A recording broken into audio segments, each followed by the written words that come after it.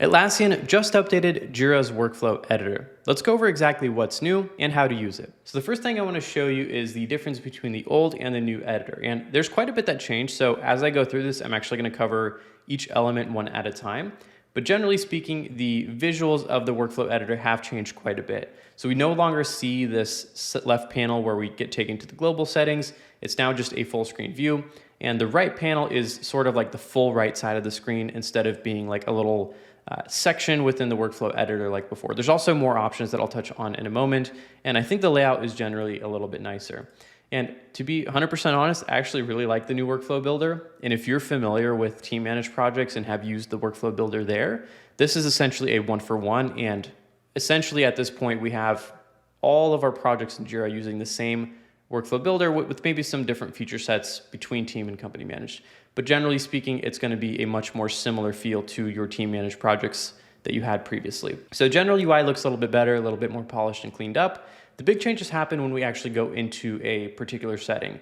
And I'll cover the status first, and then we'll go over status transitions. So previously, when you click on a status, you get a couple of options on the right side, some edit buttons, and then you get the ability to like remove and delete statuses, so on and so forth.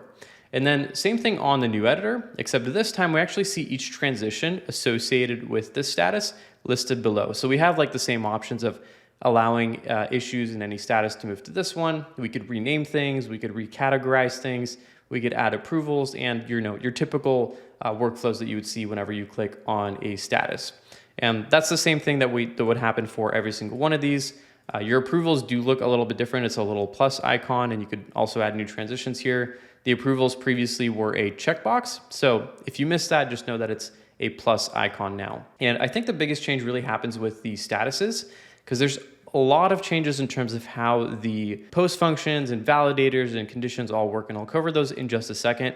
I think they work a lot better and they're a lot more user friendly.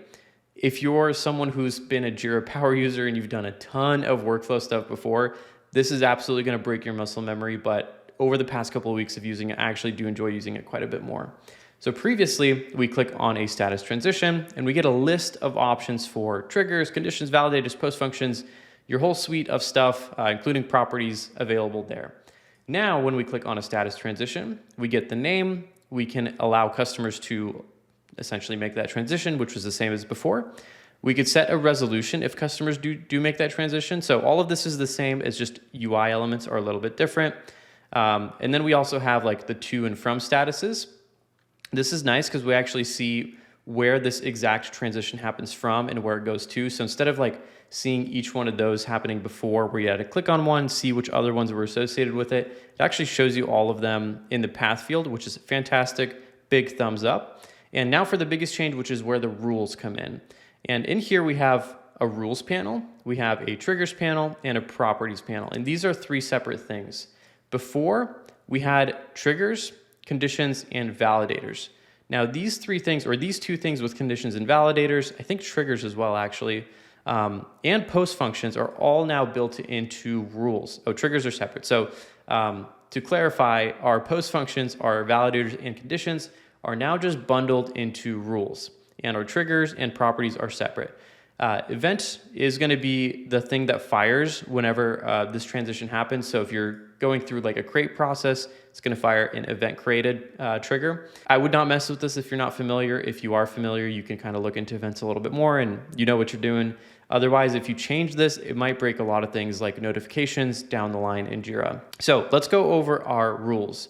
I'll click on the plus button to add a new rules, and as you can see here, things are quite a bit different. The thing that I really like about this is that now we have marketplace rules completely separate, and we can find those specifically based on our plugin right here. And we could click on them, we could see what options we have, we could click on those options and then move forward with actually creating those rules for the status transition.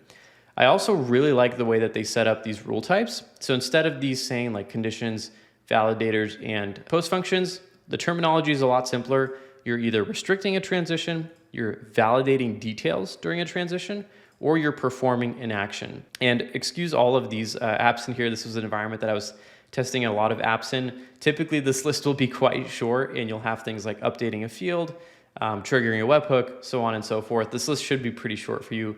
I was just testing a lot of apps in this particular environment. So in here, we would go in and let's say we want to pick a validator, and I'll just say field required, or restrict to when a field is a specific value. I'm going to use this one as an example. This is one that's out of box, and I want to use an out of box one in particular. And this part is fairly similar. The UI is a little bit different. It does run quite a bit quicker.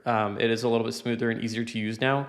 For anybody that's coming in and actually starting to use and build workflows for the very first time, this is going to be a lot easier to get used to than what we had here, where we'd go into the validators. That would open up a separate tab. From the separate tab, we go to add a validator, and then in here we select a list of options, which terminology was pretty terrible here. It took you quite a bit to figure out what you actually wanted. So you'd go in and find like a field required validator. You'd go through other sets of screens. You would drop in error messages, fields. It honestly was a bit of a chore to set up your validators and conditions before, but now it's quite a bit easier. So I'll set up a field. Maybe we want the assignee to make sure that it's a specific person or an individual, or maybe even a group if you want to do that. So we want to check if it equals or doesn't equal, and you could do either or. And then we just grab a person. I'll just use myself as an example. We add this validator, and now it shows up in this list right here. So we also have like a show a screen that comes up right here for another validator. And this is, I believe, for resolution. Yeah, this is for resolution. That's technically not a validator that's built in as a rule. That is separate as a screen that comes up for that transition, which then requires in particular, a resolution to be set. Your rules themselves are actually going to be set here. And if we want to stack more rules, if we want to stack more conditions, if we want to perform actions, we just keep doing that by clicking the plus icon. And we could update a field after this happens. Then maybe we want to, for whatever reason, clear the assignee after this, or I guess I can't clear the assignee. Assignee, nope, doesn't let me clear the assignee. Let me try doing something else, maybe like a labels field. Update this field. Looks like we're pretty limited, or maybe for some reason it's just not coming up here. Well, let's say we're clearing description, just an example. It should be working, but I might have something broken in this environment. So I could replace the text, or I could clear it entirely. We'll click that and add it in. And now we have multiple actions that actually run with our rules. So we have the restriction for the assignee, we have the field for resolution, and now we have a perform an action for a field update. And again, this does show up as a screen here, but if I click on it, it is validating because we have we have the resolution field set on the screen. So it's kind of acting as a tune one in this particular scenario. But if you're adding a specific resolution or validator, it's going to show up without the screen. So just keep that in mind. So those are the biggest primary changes. I would say in terms of what's actually different, it's mostly UI changes, and then the way that the validators, conditions, and post functions are set up. You don't have to go through multiple different screens. And honestly, I did like using this old version for a couple of weeks once they released the new one, but in a couple of the environments I was working in, I was forced to use the new one, and after just a few days, I actually liked it a lot better. So it is just kind of a time thing. You will get used to it eventually. And one other thing to note, actually, if you're adding in any kind of conditions or resolutions or whatnot, you will get a little lightning bolt icon, which shows that you actually have something in there. So if I hover over close, there's no lightning bolt, which means that there are no rules set to it. And if I hover over the completed one, you'll see that there's a little lightning bolt into it, which means there are rules, which is a really great, quick and easy way to like hover over, see if there's anything you need to change in terms of validators and conditions. That way you don't actually have to click into it before you find out. So hopefully this makes sense and is a good overview. If you want to know how to use these more in depth, I actually created a full video on resolutions. Check that out next.